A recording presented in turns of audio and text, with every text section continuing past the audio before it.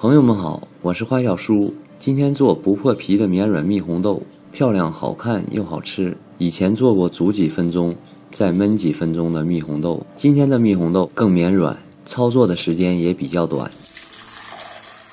把不好的挑出来，放在水里浸泡2个小时，让豆子吸收一些水分。豆子浸泡2个小时以后长发了一些，倒掉泡豆子的水，换上新的水，盖上盖子，放入冰箱冷冻室，冻成冰块。一般冷冻1个晚上，冷冻成冰坨子的状态就行了。冷冻好的红豆取出来，像这样冻成很结实的状态，放在室温自然融化，也可以冲洗2遍，融化的快一些。红豆放入锅里，加1碗水，红豆和水的比例大概是1比1.2，盖上盖子，中小火煮开，有浮沫捞出来。我这个电磁炉的火力不稳定，容易一锅换成燃气灶煮，比较好操作。水开后转小火煮20分钟，一直保持微微冒泡，但是不会一锅就行了。煮好以后关火焖20分钟，再检查一下外皮整齐不破，红豆很容易被捏开，捏开是这种沙沙的状态就是好了。哎，挺绵的，看见。这是第2颗。哎呀，好绵的。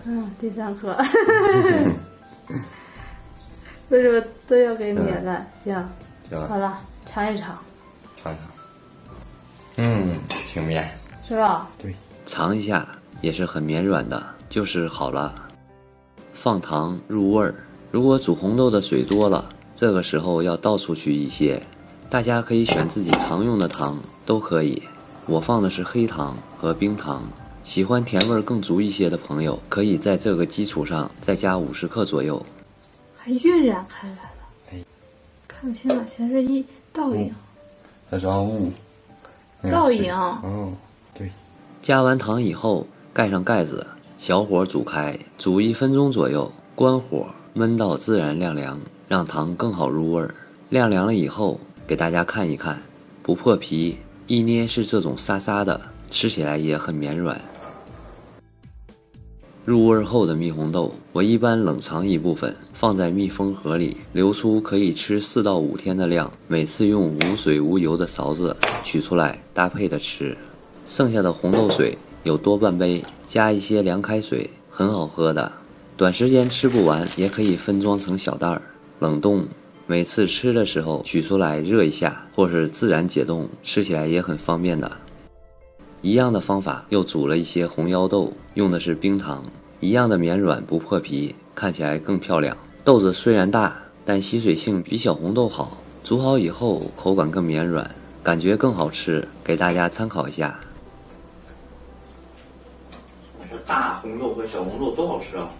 大红豆更好吃，这个。大红豆更好吃，非常棒。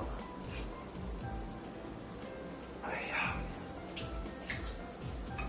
这夏天喝这个好舒服的。还解饿。对，还能解饿。这个味道也棒棒的。这叫啥？红豆冷饮。红豆冷饮。红豆冷饮。红豆套餐这叫。红豆套餐。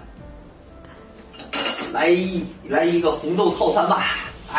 夏天就来一个红豆套餐。好，行。